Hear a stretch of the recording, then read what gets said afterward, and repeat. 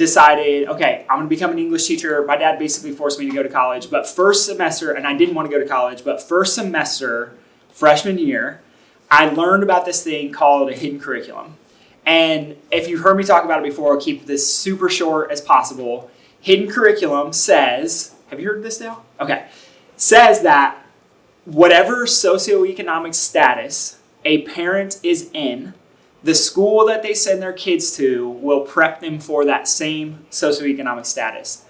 So, to me, when I heard this thing, I realized that in my world, part of the reason that I never cared about going to college was because school had kind of prepped me to just learn a certain set of skills. And so there's all these researchers. There's like Claude M. Steele is one of the researchers who talks about the hidden curriculum. There's another woman named Jean Anion who talks about the hidden curriculum. And they all kind of come to the same consensus that the school prepares you for the skills of the job status which they want you to be when you get out into the world. So the super rich schools were preparing kids for critical thinking, asking questions. I don't want to say questioning authority, but like thinking outside the box. Whereas my school that I went to, and not good, bad, right, or wrong, but just the school that I went to was much more of like a, hey, you follow directions. There's one right way and one wrong way to do it. And as I kind of started hearing this, I started thinking like, oh my gosh, the only reason that I ever just wanted to be the assistant manager at the oil change shop, and I'm not saying that's bad. Like for some people, that's a calling. I would say that's a God calling. We need people to be those things. But for me, I realized that there was more. And the reason that there was more that I didn't even know was possible is because I'd kind of been pushed into this box due to this thing called a hidden curriculum.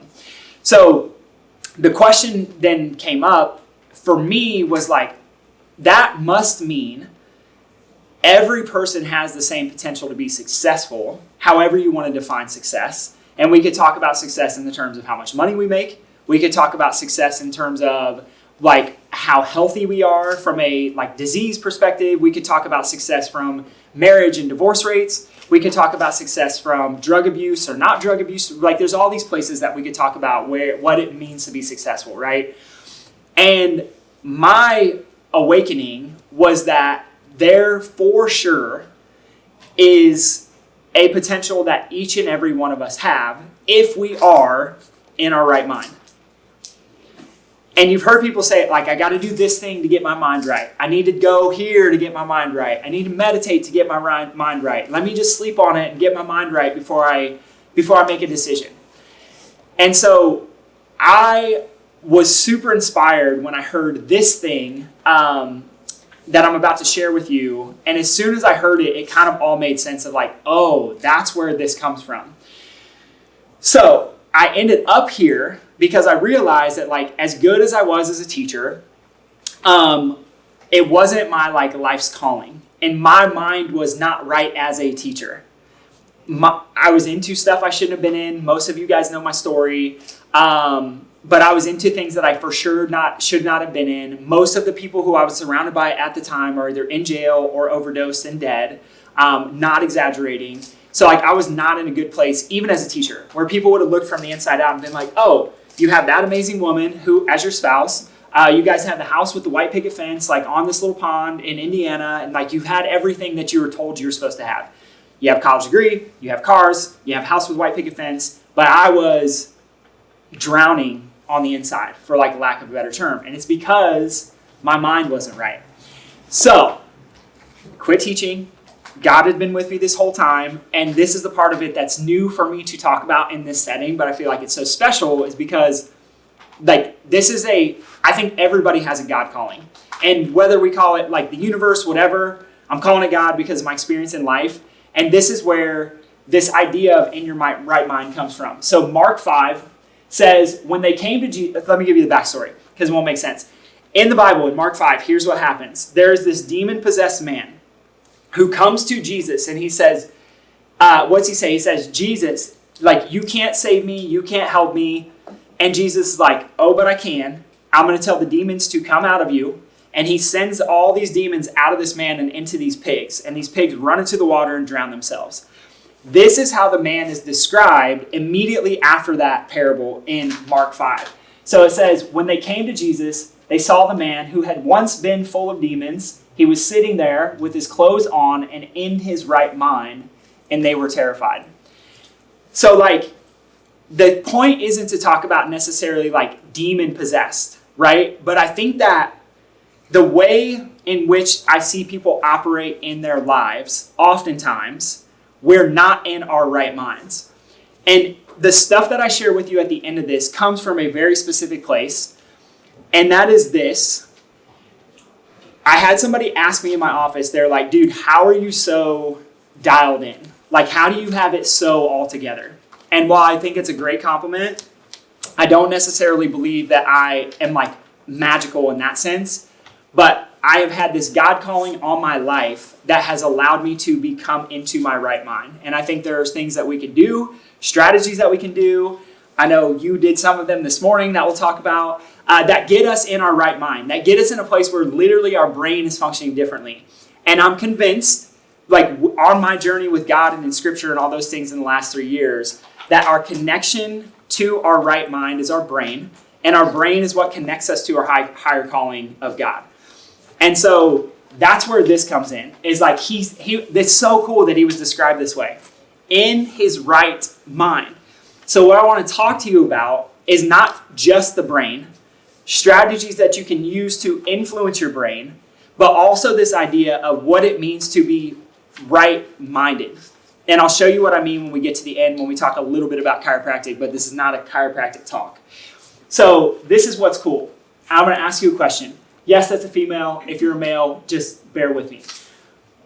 I want to know, if this is you, just think in your head, who are the people who you have the most impact on a daily basis?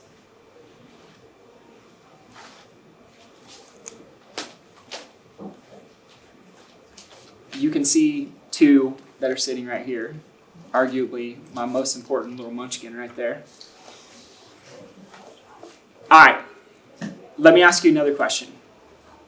If you show up poorly, do you think it impacts those other people that you just thought about? For sure. Okay, for sure. So my next question is an even more important one. If you show up poorly here, or for your spouse, or the barista at the coffee place, it doesn't really matter. Who do they impact? And how do they have an impact in a different way? So like, what I want to kind of imprint with you at this point is that it's not just about you being in your right mind, but how crucially important it is for us to be in our right minds so that we can leave an imprint on the world that will be different. Because this is what I see. If I show up poorly with the barista who's making my coffee, and I'm a jerk because I'm grumpy because maybe Heather or Coco made me mad, and that's a story, and we'll talk about the stories in a second. If I show up poorly for that person, then they're going to carry that with him. Do any of you know somebody who's like a hairstylist personally? Mm-hmm. Yeah.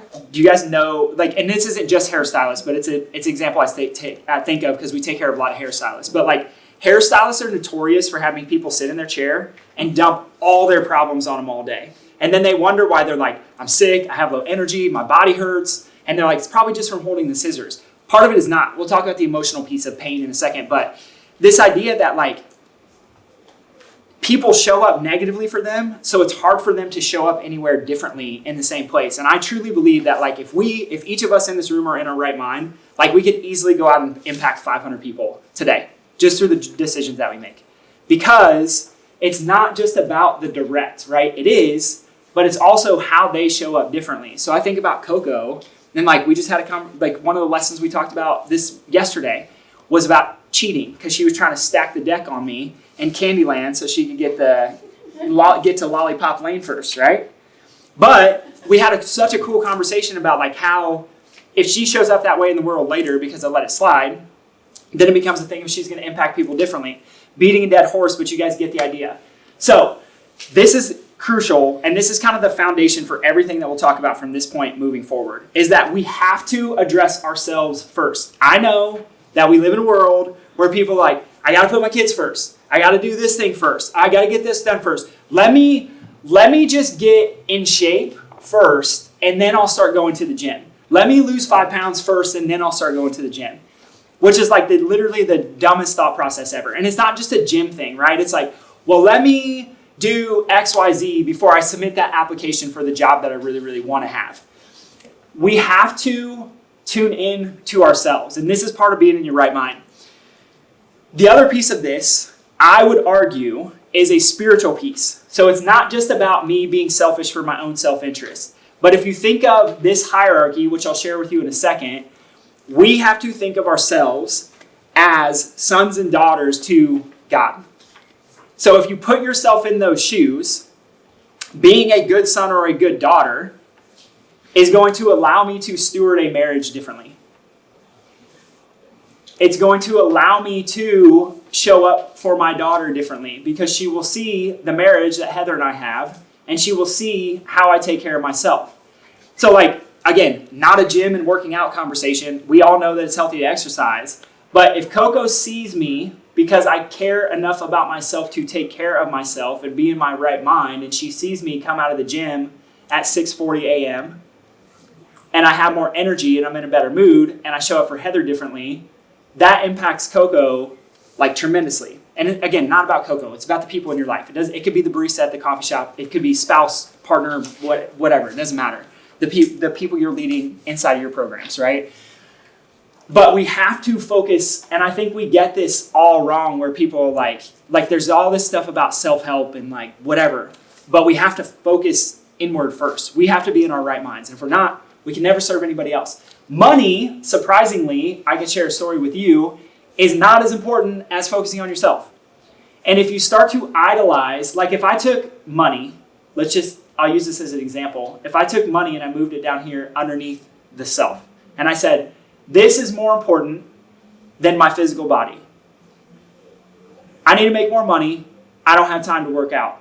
I don't have time to cold plunge. I don't have time to meditate. I don't have time to whatever. But I got a whole bunch of time that I'm going to neglect my family and kids to work. What happens to the pyramid? Falls apart, collapses. Yeah, it literally becomes super wobbly, right? This is a lesson that I had to learn, why I feel like I can share this with you.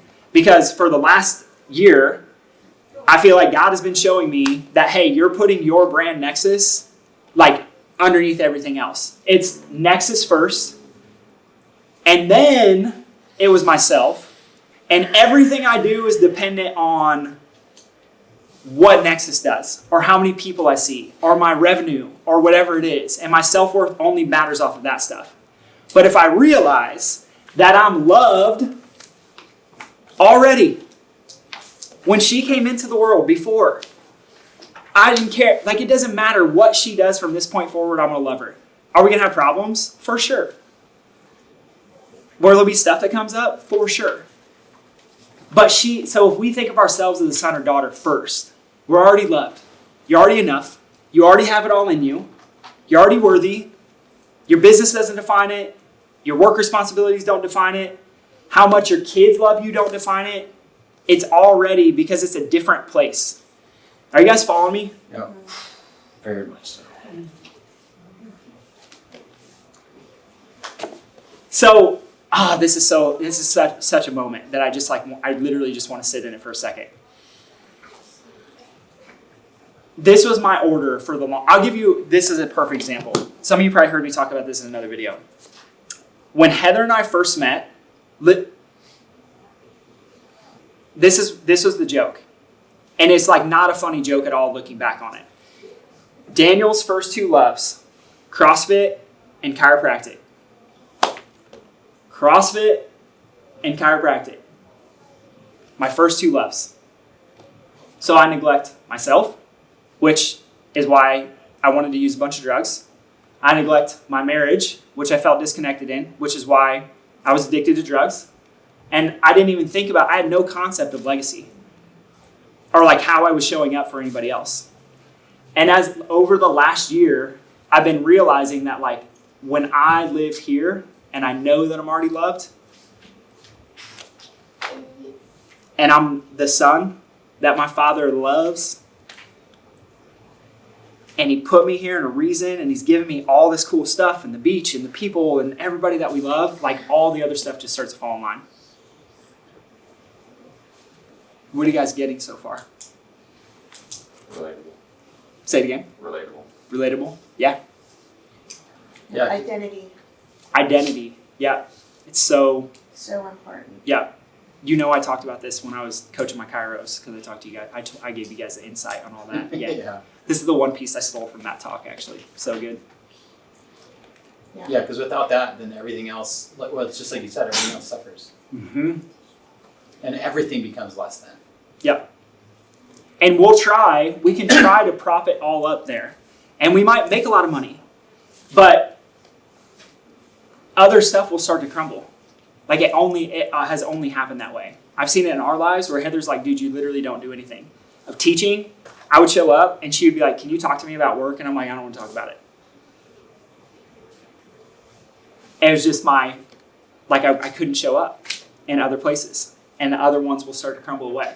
So this is key because, again, when I talk about in your right mind, right? When we talk about he saw him sitting fully clothed in his right mind. In your right mind means being tuned in here first. And there's a whole bunch of stuff that we can do. But my argument is that it starts in your brain. It doesn't start from outside. God already gave it to you. So this means, I heard this in church a couple weeks ago. I thought it was the coolest thing ever. If God is willing to give it to one of us, he's willing to give it to all of us. So if you see the house at Strands that you want, it's not about idolizing it. It's about, how do I get myself in a place where God would even allow me to steward that in the first place? Because if I idolize that other thing, then I'll neglect all this stuff to try and go get it. And you might get it, but the other stuff will fall apart. And we live in a place where the divorce rate's 80%, so we know that's true. Because we have more money in the world in Orange County, and we're literally spiritually bankrupt in a lot of ways. And I love Orange County, there's nothing wrong with it, but we see it play out. So it starts in your brain, like literally from a physiological perspective, and that's kind of my argument for the rest of the day. So I just want to show you this because I think it's so cool. All right. This is an embryonic brain. So you can look and see it like, okay, let's just say 14 weeks, this is the size of the brain. By 36 weeks, we're getting here. Notice that we'll call it 18 months, even though it's more like 12. Look at the difference in the size of the brain. Not much. You guys see that? Yeah. There's for sure growth on the outer portion, but most of the brain is fully developed by 18 months. Synaptic development, check this out. If we look at synaptic production, peaks right here at 8 months. So this means that the connections that your brain will make, it is at its highest point at 8 months. Everything else is about elimination and pruning and myelination. So this is the argument. So what myelination is if you think of like, there's that cord over there. There's a coating on the outside of the cord, so those exposed cords with the electricity running through them doesn't like shock us, right? That's kind of the principle. In our nervous system, myelination allows a pathway to run more quickly. So if we do something a bunch over and over and over and over and over again, the brain's like, I don't want to remember and consciously think about how to do it. Let's myelinate that pathway so it fires faster. And I don't have to think about it. I can use my resources elsewhere. So from a stress, we're going to talk about stress in a second, perspective, our body literally starts myelinating that pathway early. And this is where we get into this conversation of in your right mind. Elimination and pruning is important because the decisions that we make today can start to get rid of these old pathways that may be developed before we're ever even born, by the way, to allow us a new level of life. So this is where we see people who are like, I've struggled with XYZ my entire life. And we start with chiropractic care because we're addressing the brain. It's not about the chiropractic care. But we start addressing the brain and things change. My craving for whatever went away. My worry of getting this job went away. And I started just taking risk and everything in my life is completely transformed. You guys with me? Yeah. This is like the nerdy, sciencey piece of it. I could talk about this forever. But I feel like this is crucial to understand because if we don't make active decisions every single moment of our lives and be conscious and consistent of what we're doing, we'll stay stuck with the same stuff that's already been built to fire for the rest of our lives. Mm-hmm. It's a conscious, literally a conscious effort every day because the subconscious will run the show if we let it. And there's ways to hack into it, and that's what I'll share with you guys. Questions so far? Anything coming up for you? Well, for me, Mhm. I mean, and kind of like where I'm at in my process is realizing how easy, like there's certain triggers, stress triggers that I can identify and realize that like my body's reaction to those stress triggers, like they're already taking place and creating that symptom, like whether it's like, you know, like migraine or whatever, even though I'm aware, but like to get control of that, like I already know, like I think that whole myelinization process, it has a mind of its own and it's already like it's running the show. And so, I don't know, that's kind of like how I'm processing what you're saying is like, Yeah. Like that's how it's playing out in my life. 100%. Yeah. Like, I mean, you guys all do. Dale, how long does it take you to lesson plan? Nothing. It's not a trick question. You're like, no, So no. it's- It's been so long, it's just automatic. Okay, Yeah. because that's a myelinating It's already in pathway, there, yeah. right? You know exactly, okay, we have this Yeah. amount of time. I know it's going to take them this amount. You've thought that Yeah. out so many times in your head. I basically just write it in the book and then it's like, I'm doing this and then that's it. Yeah. Some people ask me when I'm adjusting, they're like, dude, how did you know what to do? How did you know to ask that question? And I'm like, I'm literally sometimes like, I don't know.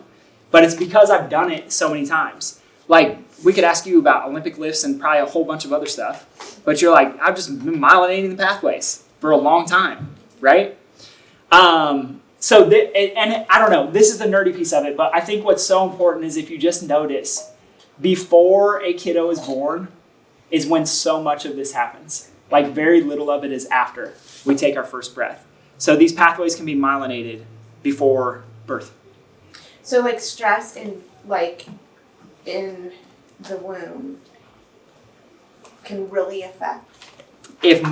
So by second trimester of life, if we look at synaptic production, second trimester of life, they call it pain or pleasure, but that response is already developed, meaning that a baby is born more in fight or flight. And the argument is that now, understanding neurology just a little bit, kiddos are always born in fight or flight because they need to be safe and protected. That's why fetal position looks like this. But if something was attacking you and you didn't know what to do and you weren't going to fight it, you're going to literally go into like, I'm going to protect myself, right? So fetal position's that way for a reason. So yes, we're born into fight or flight. We have to actively make decisions to get ourselves out of. And now when a kiddo is first born, that's a parent's responsibility. But we can teach those skills, and that's why I asked in the beginning, like, who do you show up for? How do you show up for them?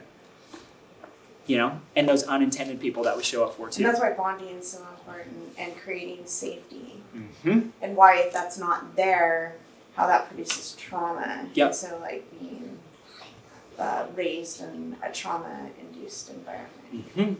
And so this is kind of, now when you talk about trauma, we can literally see it's just programming within the brain. Mm-hmm. It's no different than someone building a website. But we can also make decisions to rewire. Yeah. And again, the synaptic production won't continue, but we can remyelinate new pathways. Mm-hmm. And then just leave those old ones, and once you don't even need to access them anymore, Mm-hmm. even if they they're just there. build cobwebs. Yeah. Right. And then you get fevers, and your fever is actually what starts to prune stuff. But that's why kids, when they're little, they have a fever and then immediately have a leap in brain development. Because your body is so smart. Again, this is the argument, right? It's like, I'm not smarter than your body. You already have the gifts within you. If God is willing to give it to one of us, He's willing to give it to all of us. We already have all this stuff within us. This, by the way, the brain, is the most complex thing that we know of as human beings. I can't think of anything that's more complex. And guess who built yours? You. So if you're like, I don't have power, I can't do that, I can't do this job, there's no way I could. Like, no, you can, because you built the most complex thing that we know of. Like, for sure. It's already in there. We just changed this piece of it. And if mama's really, really awesome and she's been empowered and educated, which unfortunately a lot of time that's not the case, and that's no fault of mom, we can set up kiddos before they even take their first breath of life.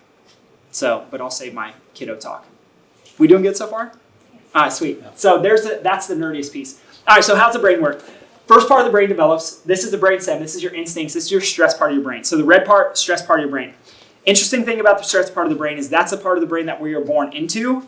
That's the part of the brain that we don't really need a lot of input to access. It's easy. It's kind of running all the time. It controls your heart rate. It controls your breathing rate. It controls your need for cravings for food, cravings for water. It's all of our basic instincts, right? It also controls our fight or flight. So if we think about fight or flight, just remember fighting and running away requires us to turn off this upper part of the brain, which I'll talk about in a second. So if we start to feel safety as we are developing, then we will move into this emotional blue part of the brain. So we can use Coco as an example because she's here. Born here, fight or flight, lots of crying. I will cry when I'm hungry. I cry when my diaper's dirty. That's about all the interaction we get. They start to grow a little bit. They start to smile. They start to grow a little bit more. And then we're toddlers and we start to have temper tantrums and stuff like that. They're learning the emotional piece of it. Now that I have safety, I can express emotions. If I don't have safety, my emotions are going to be anger, aggression, fear, rage, etc. Then, as the brain continues to develop, and in guys, I don't know if this ever fully develops, women are much, much faster than us, but we get to this outer neocortex, which is our rational, reasonable part of the brain. So when we talk about the neocortex part, I'm going to talk about is the frontal cortex. So front part of the brain, grit, willpower, determination, curiosity. It's our emotional intelligence. It's determining good versus bad. It's determining right versus wrong. It's a part of our brain that can set a goal and then use strategies strategically to long-term stick with that to make sure that we hit the goal instead of just giving up on it immediately.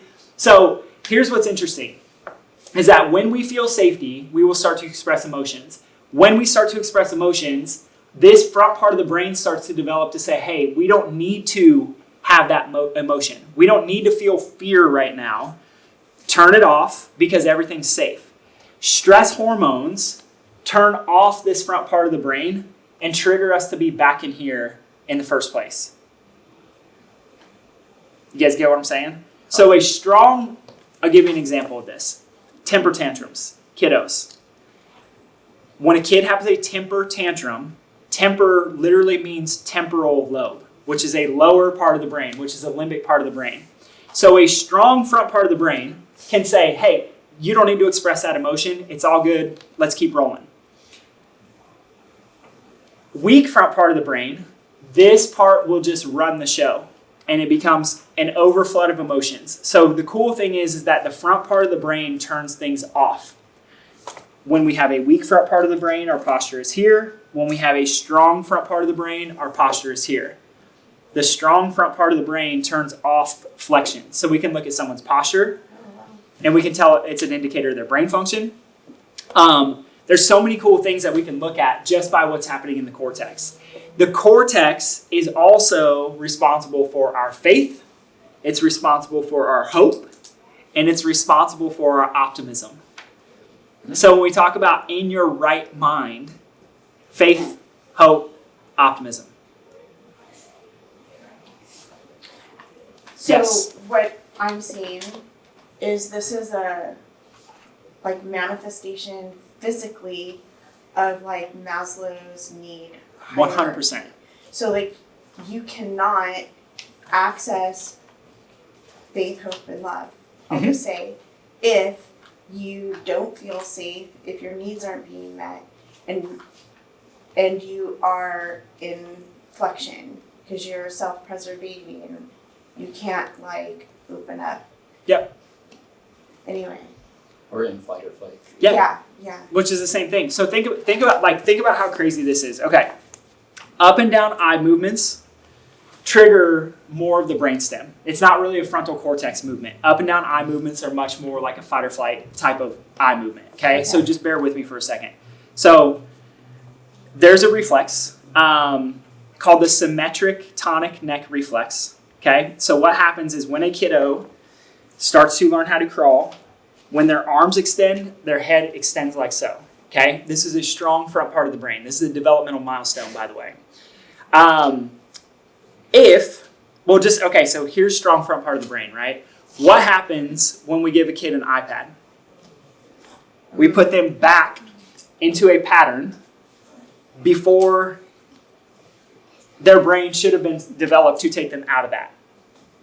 This making sense so far? So then we add up and down eye movements as an adult on Instagram or whatever. We could talk about the blue light too, because that's a whole other piece of it. So we add all these things in where we're literally reverting back into old fight or flight patterns, because remember what I said, as the brain develops, we should be getting more out here as we go along. So would that relate to like certain hacks? So like, let's say like physically making, like practicing, looking up and getting out of like kind of like opening up, like body opening things that would help the brain develop pathways where they can access frontal cortex. Yeah. Like if you like make your body do that. Yeah. You know the easiest way to do that? Walk. Oh, because you have to look. Yeah. And not on treadmill. Okay. Outside. Because you have to look up and see where you're going. And then you got to like look across the street and do stuff. Interesting. So yeah, they're like, I don't want to go too deep down the rabbit hole because I could talk about this slide for an hour. But the idea is that if our front brain is weak, then we will be in fight or flight. Because this inhibits, it turns off that. Well, and even in a marriage, let's say there's turmoil in the marriage, you're not connecting, and you feel unsafe, so you're in the blue, like expressing like temper tantrums or whatever, fights in the marriage, then you can't really problem solve to how to do things different and then connect more. So then like you're stuck in your relationships. Yeah, how many of you know somebody who's like, I could literally tell you exactly what to do, and if you told them how to do it, they would literally make up a million excuses or just not do it at all, and they would go right back to doing the dumb thing that they were doing that you saw them do that you know you could help them with. If they literally can't get out of here. Right. Because stress hormones turn it off. They can't. They can't. If I was gonna fight a bear or saber-toothed tiger, I need no rational thought. I need I gotta kill that thing. That's all I can focus on. And so yeah, when we see like constant irrationality, right, or like the person who's the victim, like I want to blame everybody else. It's like it's their fault. But it's also just an effect of brain physiology. And I think it gives compassion too to understand, like, oh, they're stuck in like the limbic system. Yeah, and this is the hardest part for me because I'm the most judgmental person with it. Because every person who doesn't understand what we talk about in here, I'm just like, oh, they're so dumb. But I catch myself in the same thing where it's like, it's not them. It's just what our bodies are designed to do to keep us safe and protected. And we're born into that. We have to actively have strategies to get out of it. And that's where, again, that's what I want to talk about. I have no idea how we're doing on time. Of course, way over, as always. Okay. Functions of the frontal cortex, real quick. Attention turns off actions. So, no, that's not a good decision. Don't do that. Which is why you would see like a kiddo who you're like, I told you not to lean back in the chair and you fell and bumped your head, but they still did it anyway. They just don't have a developed frontal cortex yet. Execution of an action. So actually doing something. So all the time when I see people who are like, dude, I'm going to go get this different job. Like I just feel super compelled to like quit and go do this other thing. This is why. Because we start to wake it up. Working memory, planning, learning, motor sensory input. We could talk about that whole, Jen, you and I could nerd out about that on some time. Emotional regulation, stress response, traumatic stress, mental health. These are just more of like the symptoms over here. Brainstem activation. So long story short, this is what makes somebody successful. Being in your right mind means being in your frontal cortex. We all good with that? Yep. I'll put it simply. There's always a person who's like, what's the research say? This is just one study of thousands of them. I should have really focused this so you guys could read it. It's all, okay, so the stress signaling pathways that impair prefrontal cortex structure and function. So we can literally change the structure of our brains, which is what all the studies say is that kids who have more stress when they're younger have a different looking functional MRI scan than kids who have less stress when they're younger. It's called allostatic load. So again, this idea that our brains can be set up from a very early age. There's ways to change it. It's also the brain region that is most sensitive, this is the prefrontal cortex, to detrimental effects of stress exposure. Even mild, acute, uncontrollable stress can cause a rapid, dramatic loss of frontal cognitive abilities. Cognition is just thinking. And more prolonged stress exposures causes architectural changes in the frontal dendrites. So stress changes how that front part of our brain fires. Long story short. So this is the one that I think is fun because so often people come in and they're like, I'm not stressed. I'm not stressed. Like, no, dude, I don't have any stress. And they're like, but I can't figure out why my neck is killing me. And I'm like, I don't know, I didn't say neck to call you out, but let's say low back from now on. You just did. I looked literally right at you and it's like, God's like, hey, don't do that to Lisa. Okay. It's fine. So conflict, Lisa, you mentioned that earlier. Frustrations. So just being frustrated with somebody, right? So one of the ways I stress myself out is when I'm like, oh, why don't they get it? Like, why can't they understand it, right? That's a stress. Most people wouldn't think of it that way. They would think like, well, I didn't get in a car accident. I don't have any bills that are like really, really pressuring me. We think of stress as like these big things. But, death of a loved one, obviously. Financial, that's an obvious one. People pleasing. So the person who's like, like you say yes to everything and then you feel it on the inside, that's a stress. Comparison, huge one. I won't talk about too many. I have one that's top of mind. But just comparing yourself to other people. We live in a county that is so much like, if you don't have a Rolex, you're not worthy. If your face doesn't look this way, you're not worthy. Like there's all these things, right? Worrying about the future. So I would argue that this constant, like I'm always in the future. What's my schedule like tomorrow? I got to do 55 million things tomorrow. That is a stress. And I see moms like that all the time who are like, dude, I have to do this, I have to do this, I have to do this. And it's like, can't you just like be right here? Like just be in this moment for just a second and breathe and like enjoy it. Thoughts about the past. This is a huge one. You guys have all had the experience where you've had something really bad happen to you. You can feel your heart start to race again. You like feel it right here in your stomach. Your brain is strong enough to trigger its own stress response. This is why most people have issues. Like whatever health issue it is, pain, digestion, you name it, it's because somewhere in their lives they have subconscious thoughts that they don't even know exist about their past. This person should have done that. This should have been this way. That should have been that way. Hassles, unhappiness with the job, fear of failure, limiting beliefs. I can't. I'm not good enough. I'm not strong enough. I battled this one like every single day, the limiting beliefs one. Bumps and falls, obviously childhood trauma, moving homes. What's so interesting, last little bit, I was trying to look at some research and see like what do they really say about stress and like what is stress? Because I think most people would be like, I'm not really stressed out. Marriage is one of the things on the list of traumatic stresses. I had a friend yesterday and she's like, this person's getting married tomorrow and she's so stressed out. And I heard her say it and I'm like, yeah, exactly. Even though it's a super powerful like high moment in your life, it's freaking stressful. And we're designed to fight or run away every time we have a stress. That's a chiropractic conversation. I won't go there. That's why people leave at the altar. Mm-hmm. True, yeah. So I already mentioned allostatic load when I talked about kiddos. We won't get too much into that. Let's get to the strategies, right? Because I think this is the important piece. So there's a whole bunch of these. I could go way down a rabbit hole, but just for the sake of time, if you guys want more info, let me know. I have to start here. So that's right on the wall over here too. But if we start up top of the hack, so this is our pyramid in the office.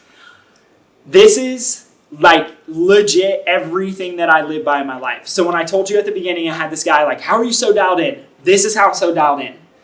So the hacks are the things that most people want to do first. Dr. Daniel, what supplements should I take? Dr. Daniel, should I cold plunge? Dr. Daniel, should I be in the red light? Dr. Daniel, should I don't know, dude, you give me more. Like the, what's the blue? Methylene blue. Yeah, like there's all this stuff that people, somebody came in the other day and they're like, dude, tell me about nicotine. Like it's all the rage. And I'm like, yeah, like we've known that it's a stimulant forever.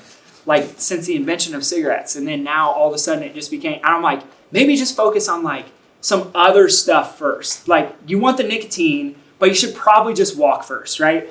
So these are the least important things. I'm not saying they're not valuable.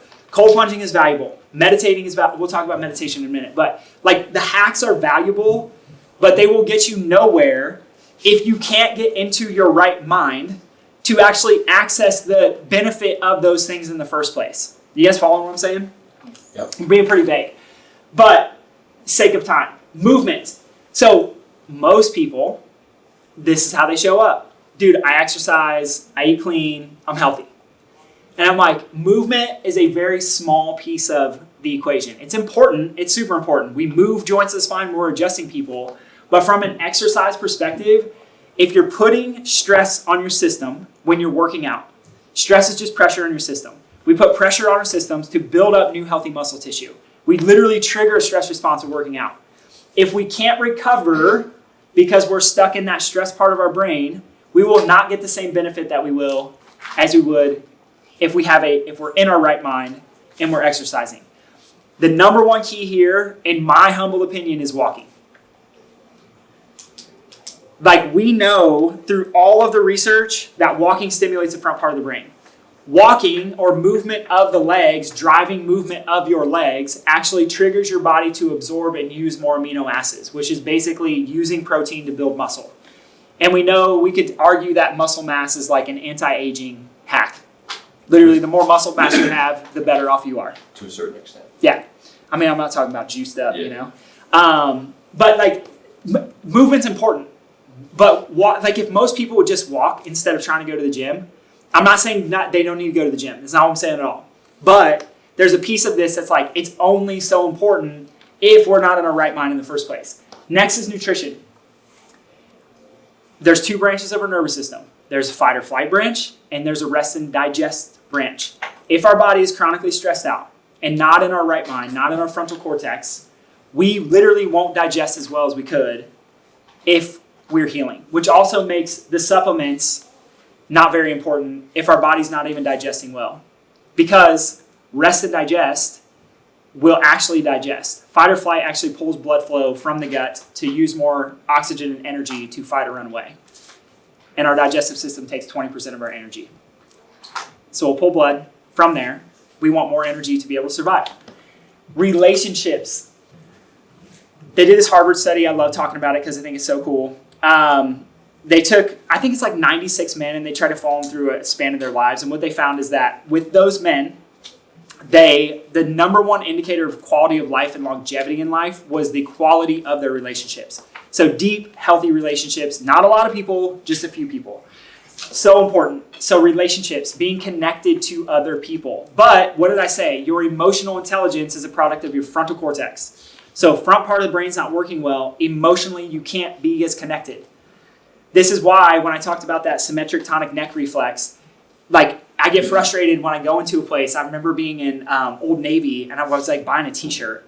And literally the two kiddos at the front desk, which is like, that just shows how old I am now. It's like that I would call them kids but anyway, like no eye contact, barely any words. But I'm like, it only makes sense because eye contact comes from the front part of the brain. If we don't have a healthy front, if we're not in our right mind, we won't make eye contact. We won't be connected to people. So relationships are dependent on but this will bring you more in a longevity perspective. If you have healthy relationships, then I would argue nutrition and movement would. I know some people would argue with that. I don't support eating fast food. We eat super clean, but just my hierarchy. Sleep, meditation, prayer. They all go hand in hand. Remember what I said. Our connection to faith, hope, and optimism is dependent on our front part of our brain being healthy and functioning well. That's being in our right mind. So if we're not there, we cannot experience that connection to source. And then lastly, just my one little blurb real quick, brain-based chiropractic. The best way I know, remember, fighting and running away requires lots of movement. Movement of the joints of the spine wakes up the brain. If we move joints of the spine the way they need to be moved, we'll get a stimulus to the frontal cortex through all the neuroscience, and that's what allows someone to thrive. That's what allows someone to be in their right mind. There's tricks past that, but I won't talk about those. Any questions? Mindset. there's 4 V's. So this is another one, right? So we go, if we want to look at this in terms of hierarchy, prayer, connection to God, most important. You got to have a healthy brain. Relationships, nutrition, movement, hacks. Next is going to be mindset. So there's 4 V's. First is visualize. What's so cool is that what you see in your head will literally be myelinated as a pathway within your brain. So I'll give you an example of this. They took 3 groups of people shooting basketball hoops. First group, they said, we want you to shoot basketball on day 30. You're going to shoot free throws on day 1 and on day 30. What they found with that group is that on day 1, they sucked. And on day 30, they still sucked. Like their percentage was whatever their percentage was. They took another group of people and they put them in the same arena, but what they did is they had them shoot hoops every day from day 1 to day 30. And they had like a 53% increase. They took a third group of people. They had them shoot on day 1, and then they had them visualize shooting. So like setting up, feet on the line, dribble the ball, take a breath, whatever, shoot the ball, see it go through the hoop, and they had them visualize for 30 days. So they shot on day 1 and they shot on day 30. The group that was actually shooting had an increase of like 53%. The group that visualized only had an increase of like 51%. And they've done this with guys in muscle mass. Visualize doing bicep curls every day. And those dudes had almost similar gains in muscle mass in 6 weeks as the guys who were actually lifting in the gym. How important visualizing is. So if we can see it, we also have to be able to vocalize it. Because our brains sometimes will be like, it's not possible, right? So if you speak something, our words create reality, right? Just like God said, let there be light. They were words that created the reality. Our words will create our reality, and they'll sabotage our thoughts. So this is what's interesting is like, if we have okay, positive intention thoughts, but we're not intentional about our words will contradict and then our brain doesn't believe it in the first place. So we have to be on the same track. So visualizing, what you see has to be vocalized as well. This is what I see coming to fruition in real life. The third V is vote. So what's cool, like Lisa, you mentioned identity in the beginning, right? It's like, this is how people change their identities through mindset. So if we can see something as a reality and we see it every day and we speak it into existence, when we build enough votes, we won't do the thing that was done that sabotaged us in the first place. So I'll give you an example for me. I'm going to get shredded for 75 hard. Awesome. So every day, I eat and I do my thing, and then on day 76, I go eat pizza and drink beer again, and then by day 150, I'm right back to where I was before I did 75 hard. Part of the reason is because I never had the votes to say I was a different person. I never saw myself as a different person. I saw myself in this 75 hard chunk of time, hey, I'm going to get ripped, but then like there's no need for me to vote a different way after day 75. So if we change our whole identity, and I realize that like, I'm not 75 hard, it's like 365 because I want to be a superhero for my daughter. Now every vote that I make is going to be for that. And as you stack votes, then you can't tell yourself that, I'm just not good enough. Or, it doesn't work. Because you have so many votes in one place that it's undeniable evidence that you actually are who you said you were going to be. Does that make sense? Are votes action specific? I mean, like only action, or is that part of like the visualization and the vocalizing? Are those votes also? I think they could be votes, yeah, okay. For but sure. A lot of it's action, right? Like something you actually do is a vote. Yeah, so think about it like this, okay? Someone says like, hey, I want to lose 10 pounds. And they're like, but I've always been overweight. Like I've always struggled with my weight. I've always been, even when I was younger. That's a story, right? So they have an identity. So they're seeing themselves a certain way. And then they're literally vocalizing a certain thing because that's what they'll say. But all their votes support that same thing. But if someone said like, I've been overweight, but that's not me, I'm going to change, and I'm an athlete, and they tell themselves that story, once they build enough evidence that like, hey, no, I actually am an athlete. I tell myself every day, I work out every day, I've been eating clean, I've kept myself to the script. Then when the donut comes up at the party and they're not like, this is just how I've always been, I'm going to use an excuse to just be the same that I've always been. Like their whole identity is shifted where they're like, no, there's all this evidence that actually like, I don't care what anybody thinks, I'm gonna eat. And food is just one example. Like there's tons of examples. It could be a business, it could be spirituality, it could be whatever, right? One of the votes for me has been like, I've read the Bible and done journaling on it every single day for, I think it's been exactly 365 days now. Every day, haven't missed a day. So when I'm like sitting here, I was like, man, do I even want to talk about God and scripture? It's like, no, dude, you have the votes stacked to say like, yeah, you can actually probably talk about that because you built some momentum in that area, which I would have never done 6 months ago. But I have the votes to say like, no, this is just a part of me. It's my new identity, right? Yeah. So that's mindset. There's probably so much more in it, but let me give you the last V because I didn't give you it. Visualize, vocalize, vote, and vicinity. The people you surround yourself with. You guys have heard that one before, for sure.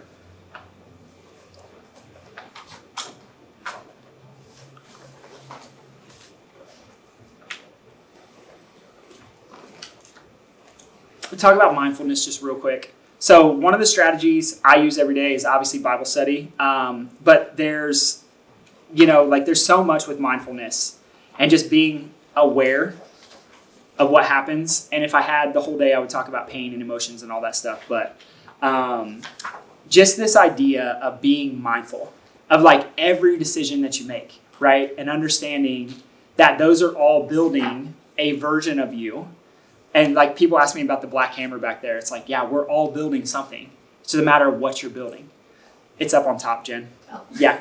I get that come up from time to time. So it's like it's just a reminder that we're all building something. And the more mindful you can be in that practice, so like mindfulness could be meditation, right? It could be prayer. There's a whole bunch. It could be breath work. It could be just being in that like present state.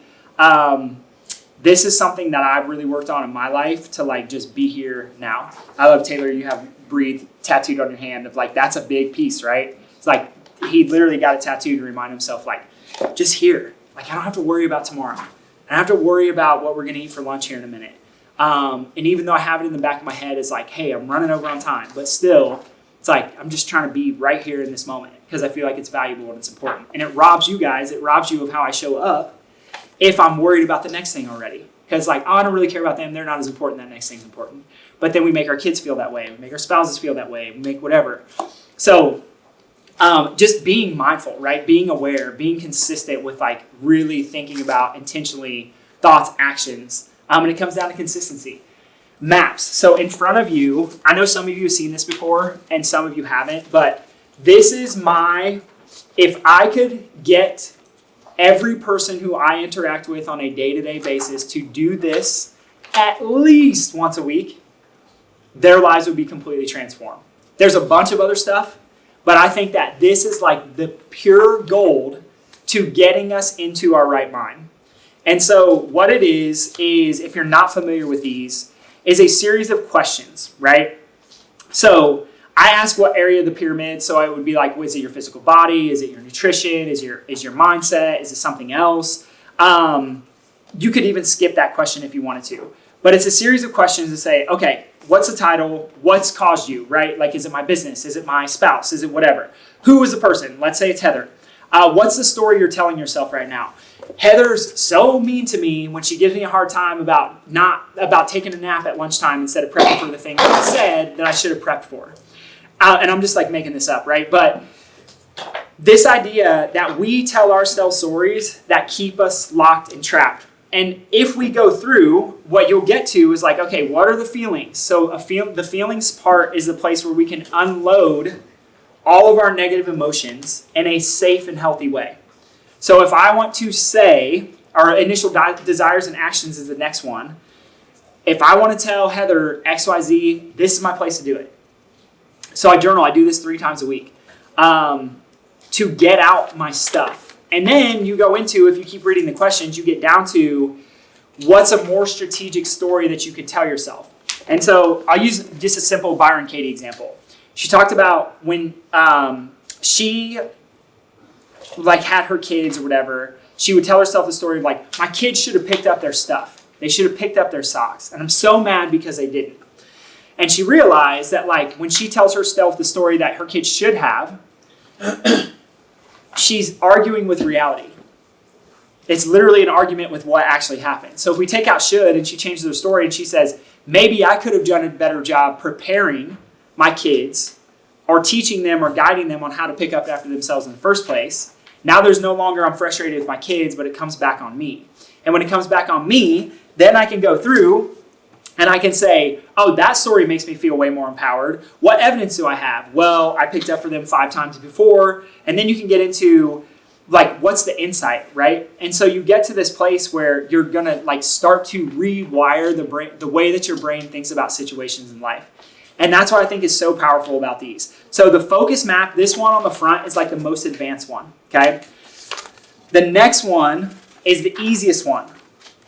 So the second one is literally just, it's a positive focus map. So this one is where I would start. It's what happened, why is it a good thing, what's the lesson that you learned, how can you apply it to your life? It's so simple. And like, oh man, I could give you guys a million examples of this. Monday, we implemented a new communication protocol in our office. I sent it as an email on Friday afternoon. So I expected Heather and Danielle to fully be trained in this by Monday. I didn't tell them that, by the way. So I literally come in on Monday and I hear Danielle have a conversation and I'm like, oh my gosh, dude, I'm literally going to have, like, I'm like so frustrated, I'm mad at her, right? And no, dude, it's a positive because I realized I sucked as a leader because I just gave them this thing in an email, didn't even tell them it was coming, expected them to have it all implemented. And it's like, I created my own thing and I could have been all frustrated about it, but it gave me this huge lesson of like, hey, guess what? You should probably plan a meeting and train your team. So like, it empowers me to do stuff instead of being the victim and blaming everybody else, etc. So that's a positive focus map. And then the last one is just a gratitude map. And I like to use these in terms of like, when we talk about mindfulness, sending these out to people that I'm grateful for. So like, I'll literally write, hey, I'll go through this process, I'll write it out, and I'll legit send it out to the person. And I'll just say, hey, I'm grateful for you, no need for a response, I just wanted you to know. And the most powerful piece of it is this, is like, you know, what's the story you're telling yourself, what initial thoughts or actions? I love this person, they're amazing, they bring me so much joy, whatever it is. Powerful set of tools. I know I rushed through it, but like, I'm telling you, if you use those, it's completely changed my life. Because I don't have the roller coasters of like, oh, the whole world's going to burn down for 2 months. And then I finally bring myself back out of it. It allows me like real time. And then you get trained, right? You get a myelinated pathway where I go, oh, this bad thing happened to me. This person said that. And then I'm like, wait, why is it a good thing? And I catch myself real time. Super cool. Effort over win or lose. I just think this is an important conversation. So real quick is like understanding the most successful people congratulate themselves and reward themselves and honor themselves based on the effort that they put in, not whether they won or lost. Because ultimately, all the best of the best are going to lose a lot more than they're going to win. And you argue, yeah, I don't even think there's a lose, right? Have we talked about that before? Yeah. There's not a lose. And this is also, some people would make the argument that the best raised kids, if you want to create resilience and vulnerability in kiddos, it's this. Not good job for coloring that cocoa, but I love that you gave your best effort. I love how focused and committed you were to doing your best on that. And it's really hard because we grew up in a world that's like, good job, dude, that's so cool. But praising on effort is like crucial. Chiropractic care. I'll just give you one thing real quick and then we'll wrap it up. They did this study. They looked at 90, I can't remember how many people. It's like, I think it was just under 100. So not a huge sample size. But what they were looking at is like, how does chiropractic affect someone's immune system long term? So here, and these are immunologists. These are not chiropractors. These are not neurologists. These are just straight up immunologists. So they're looking at, okay, what benefit does chiropractic care have on somebody's life? And here's what they said. They said chiropractic care could potentially optimize whatever genetic abilities these people have so that they now can fully express immune function, which the normal individuals or diseased individuals cannot. So they took 3 groups of people. They took one group of people who was healthy. They took one group of people who had like sickness and disease and they categorized them a certain way. And they took another group of people who were under long-term chiropractic care, meaning more than 6 months. And this is from age 21 to age, I think the oldest person in the study is like age 97. So big sample size, right? Big time in terms of ages. All of them over 6 months of care. And this is what I just think it's so cool, right? Is the genetic abilities is key. We can literally change what happens on a genetic level through having a healthy front part of the brain. And that's truly like what being in your right mind is using these strategies, right? Using meditation and mindfulness and eating clean and working out and stuff that I didn't even share with you that we can talk about after when we're done recording. That in healthy, even normal healthy people can't. Genetic expression. This is being in your right mind. It's so cool. Sees big picture. Controls your postural muscles. So if you look at someone's posture, you can automatically say they're not in their right mind. It's a brain function thing. Balance and coordination, nonverbal social cues. So think about the person who's like socially awkward, who like, you ever heard somebody say like, dude, read the room. Yes. They're not in their right mind. Like they're legit not in their right mind. So being able to be nonverbal, right? Attention, with where we focus our attention, our emotions and empathy is key. Cautious and avoidance behavior, and then this turns off the immune system. Which I think is interesting because then we can get into allergies and all that stuff. But long story short, if we have a big vision for life, or I could go the other way, if we don't have a big vision for life, but we see all the small details, like our brain will always sabotage us because if we don't have a vision, we can't. So we have to be in our right mind. Like you have to be here first. This side of the brain develops until the age of 7. So again, like in your right mind literally means having a healthy brain. There are strategies, there's mapping, there's meditation, there's the mindfulness, there's the mindset piece of it, setting weekly, monthly, quarterly, yearly goals, like all these things that matter. Some of the stuff I didn't talk about, I just skipped over. But like that's what truly allows, when people say like, oh, Dr. D, you're so dialed in. It's like, this is why. Because I understand how my brain works and I make decisions like this thing right here, which I would argue is so much gold, to do this because it puts me here. It allows me to see a bigger picture than, oh, my wife is so mean to me, or my daughter is just whatever, or that person sucks. Like I get to see a big, but I can't do it if I'm all over here. Literal, logical, patterns and routines. I don't want anything new. I only focus on the small details. What questions do you guys have? I have a documentary, but I think you've all seen it already.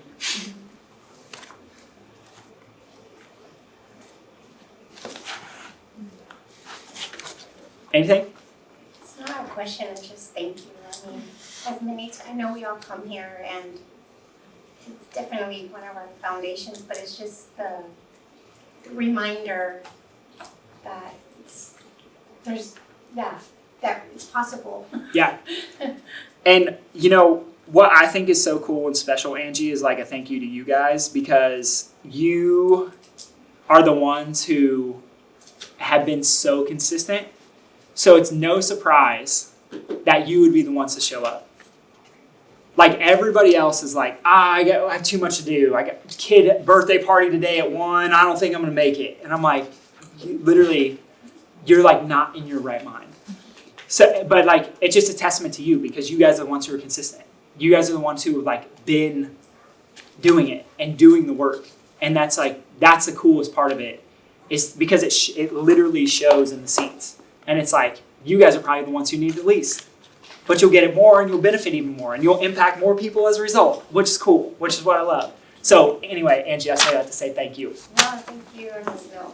I need it the most, and the more I could get it, the better. Yeah. I think it's interesting too that like it is possible, but it's all of these things are strategies, which means it's work. Like you got to do the work. Like you have to do something. Yeah. You know what I mean? It just doesn't like we are how we are, and we will stay that way unless we do something, unless we take action.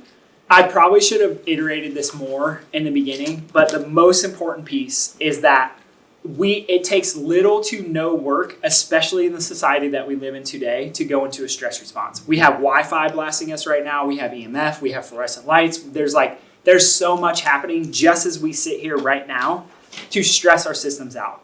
We need no help to go into a fight or flight response. Our brain can do that on its own. Our brain cannot on its own go into a healing state. We have to actively take steps, all the stuff that I shared with you, to activate this over here. You have to. There's no way to not do anything and be in a rest and digest state. Well, because even I feel like you're saying, like I could look and say, well, I don't feel that stressed because like there's nothing big going on necessarily. But on the other hand, it's like, oh yeah, but like realistically, if I really look at it, I mean, I could name 20 things like easy that are like little to big stresses that are actually going on. Like, and it's just a normal day. Like it's just a regular day. So I mean, your drive here, like we could just take that and say, like, yeah, it's a pretty big stress. that's probably more stressful for her. And I tell myself the same thing, right? It's like my whole heart thing. I'm like, I have nothing to be stressed about. But then I sit down and I look at and I do this map and I'm like, oh, that's where all this stuff's coming from. There's a direct emotional component tied exactly to what I'm experiencing in my chest. Yeah. And when I can release it, I feel amazing. And when it starts to creep back in a little bit, I can feel it. Well, what I'm hearing too, like, I'm kind of reading this book, and what I'm getting out of it is what you're seeing is the ability to have autonomy over yourself rather than feeling out of control. And so if you can exude autonomy and be like, I am in control of this, like, I didn't prepare my staff or I didn't train my kids to pick up their stuff. And if then I have control over that, then that means I can see and dictate a different future. Mm-hmm. And that alleviates that stress. Yeah. And there's so much of that out in our life that we fall victim to just kind of like not having agency over ourselves or giving agency to someone else where like, no, like that actually produces stress. Yep. Yeah. Are you a victim? Yeah. Or are you a victor? Yeah. So good. Yeah. Yeah, it does. It absolutely does. And that's one of my mentors. He talks about the brain and like neurodevelopmental biology, but he's like, if you want to create a kid who can't physically have anxiety, he's like, as early as possible, get them to be able to be as independent as possible. So, I think we might have been talking about this, right? This week actually. It's like if they can prep their own food and they can tie their shoes and they can do their stuff because you push them into those uncomfortable situations. A kiddo who can do it, who can take care of themselves, literally they can't have anxiety because they have nothing to worry about in the future because they know they can take care of all of it. Yeah. It's cool. Well, then when there's situations you don't have control over, you know, like life happens, then you've got like some safety and some skill set that you do have, so there's less of your life that is out of control. Yeah. So even that's like a good place. Yeah, because you can sit and go, why is it a good thing? Right. Oh, my car broke down. Why is it a good thing? Sweet, I'm going to get 10,000 steps today. Was that silly? Yeah. Anything else coming up? Well, I think the imagination of hope too, to visualize like a different story to produce hope. Like the thing I was reading too talks about like people who have experienced trauma is they get stuck in their trauma, so they superimpose trauma on like everything they see, and so they keep reliving that trauma, and so you're stuck in that. Yep. But to take a step to have autonomy, to visualize hope, like gives you the ability then to see a different outcome, a story that you tell yourself. So then you can get out of that trauma response, which is super healing to your body. This brain, remember I said it turns stuff off, so it says stop. Right. I'm sorry, I just wanted to share. When I saw that diagram, not only because I'm a biology major, but that hit me because talk about mindset. For the longest time, not until I started seeing you, I just thought my life was going to be like this forever. I was going to feel this way. I was gonna constantly feel, the stress. And it just, that gives me hope. Like that whole diagram with the way in which the brain, or just like the growth and everything. I was like, wow, I bet you that's what my brain's doing now. Like ever since I started coming here, because I feel like a different person. I know there's better, it'll get better over time, but it was just weird, like even living here, like I'm from another area, never in my mind would I thought of living here amongst the most beautiful, most wealthy people. I mean, not that that matters, but to me it was happiness. Like being here gives me happiness. But I mean, it just, that stuck out on me a lot. And that, that I'm changing, the brain's changing. And together. So good. I love you guys for being here. Oh, thank Thank you. you so much Thank for you so much. all of this, Daniel. I would be Yeah, hanging great. for a little bit, so if you guys have questions or want to chat about anything, like I'm here, so just let me know. But yeah, thank you. Thank you for giving me your time on a Saturday and let me go a little bit over. So I didn't do too bad though. No, it was great. So Thank you. thank you so much. Yeah, awesome. You guys are the best.